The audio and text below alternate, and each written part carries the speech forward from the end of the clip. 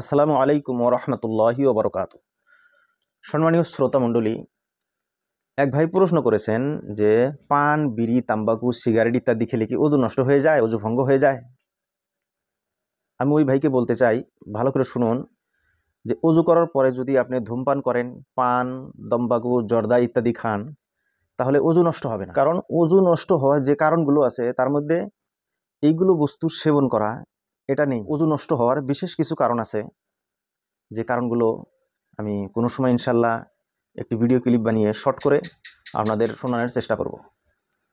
তো আজকের মতো এতটুকুই শুনুন যে পান, তাম্বাকু, বিড়ি ইত্যাদি খেলে ওযু নষ্ট হয় না, কারণ এগুলো ওযু নষ্ট হওয়ার যে কারণ আছে ওর মধ্যে পড়ে না। কিন্তু একটা বস্তু খেয়াল রাখতে হবে, এইগুলো খাওয়ার পরে মুখ থেকে যদি দুর্গন্ধ বের হয়, আপনি ওই দুর্গন্ধ নিয়ে মসজিদে যাতে না যান, কারণ মসজিদের মধ্যে দুর্গন্ধ জাতীয় বস্তু নিয়ে প্রবেশ করা যাওয়া নিষেধ। এর সাথে সাথে আরও একটু নোকসান হবে, ক্ষতি হবে। কিভাবে?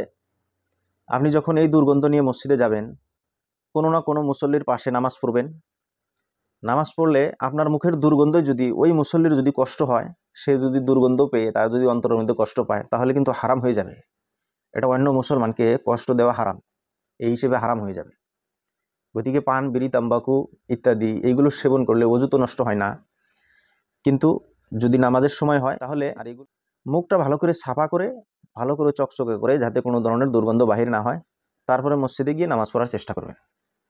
তো আশা করি প্রশ্নের উত্তর পেয়ে গেছেন।